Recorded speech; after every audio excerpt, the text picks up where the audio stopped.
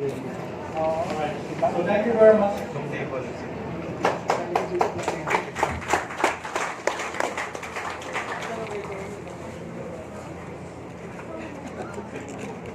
Okay, thank you very much mula sa ating Secretary General for Year 2026, Eagle Danny Lee.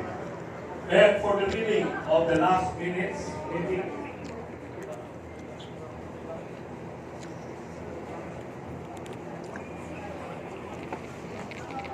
Yes.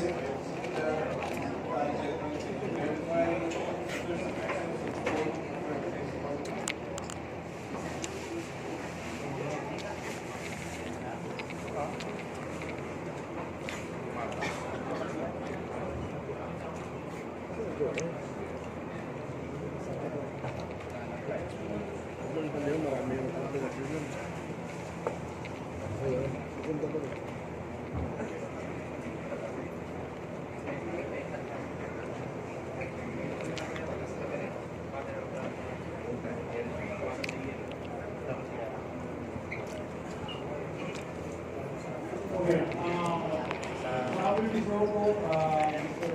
President, I will quorum. Quorum has been established. Thank you very much. And to proceed with the next activities, we call back our Secretary General for Eagle Year 2026, Eagle Lee, for the reading of the last meeting minutes.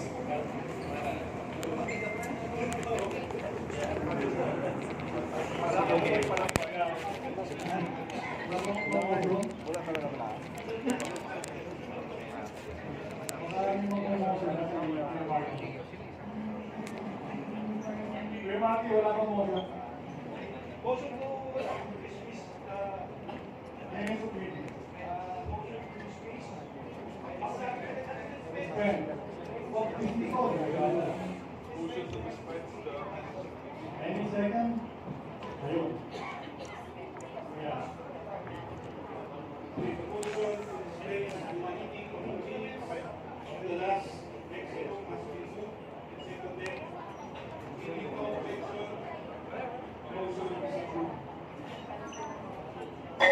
Thank you very much from our national president, dispensing the last 18 minutes.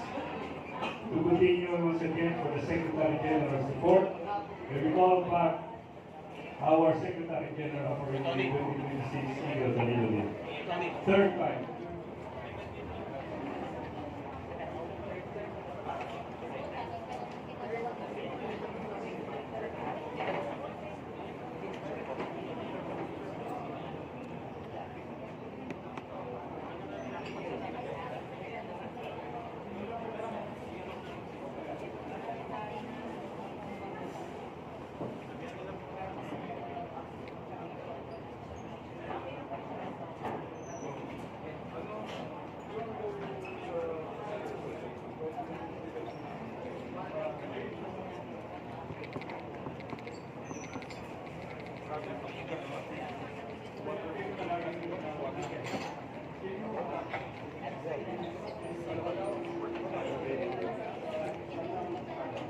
Kaya press ko lang po.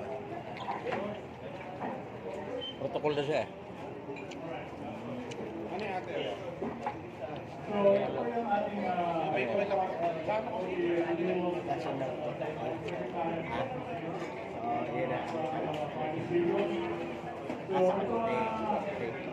Protocol naman pag mag-anin sa upuan pagkatapos wala. Dapat ako ayaw naman po.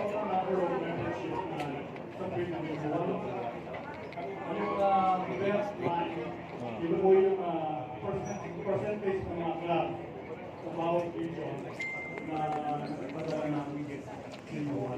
Okay. So, yung first part ito yung overall organization. So, we have a total, we have received a total of 3,009 membership renewal applications. Okay? As of today.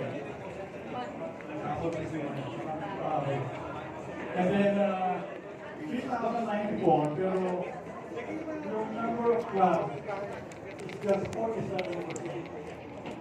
Okay, so meron tayong mostly mga 53% na club na hindi pa rin sabihin namin nila. Okay? Ito naman yung community leader, yung mga breakdown by region. Okay? So we have the Bicol Eagles region, 924.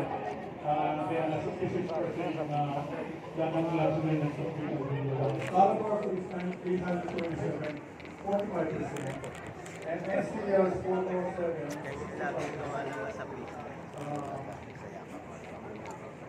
Bicol North is 267. Nagkakamera na tayo. Ito. Yan ba yan? Oh, yan yun. Yan yun, yung nag-aaral sa Facebook. Yung yakap, yakap channel. Oo. Yan, usod ka daw.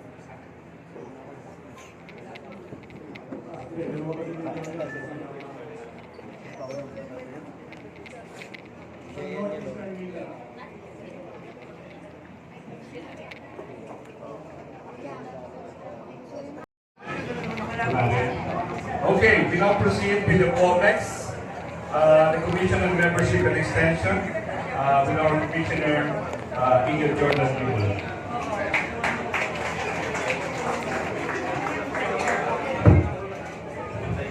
Tagaytay oh. Diyan yung ano, yun oh, makita nyo yung vulkan sa Taal. Ang laki ng butas ng gitna oh. Ayan, sa paligid ng vulkan, napakaraming ano, mga ano ba yan, sa dagat. Yung sa baba na yan, ang daming mga bahay-bahay. COMEX is the Commission on Members. So yan ang Bulkang Taal. There are 4 focus things that we are working on to make sure that makapture natin lahat. Focusing on the different Nakakalola. Okay. Sa baba. Yan.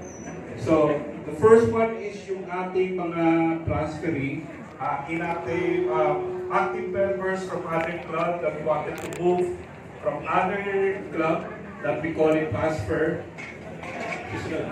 New members or new applicants, and the Balik Agila. Nag-i-share lang ko saglit. There's also one thing that we need to consider.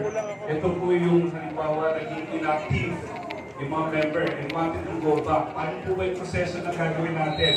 Halimbawa, 1 year, 2 years sila naging inactive for any reason and wanted to go back. So, that's one thing that ikakapture po ng ating commission on members and okay. Okay, next. Okay, ano po yung mandato nitong commission na to? So, basically, we are tasked to grow and sustain the quality Eagles community. Ito po yung laging pinupoint out ng ating National President that we do not want to grow na kahit sino na lang is pwede pumasok sa ating organisasyon.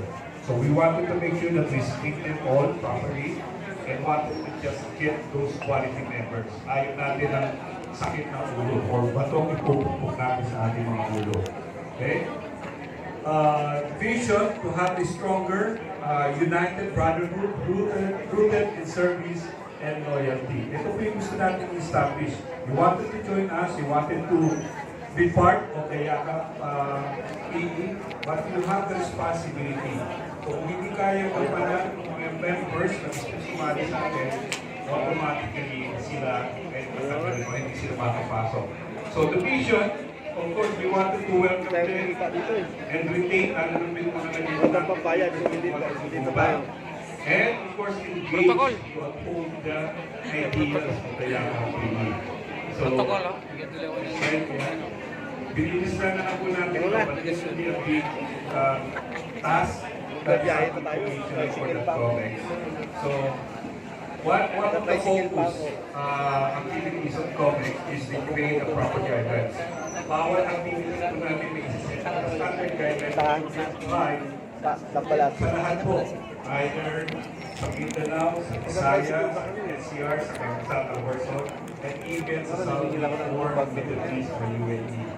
And the scope of this, of course, the creation of the procedures and implementation up to the region. And then the region will be a state. So napakalaga ng role ng ating mga regional government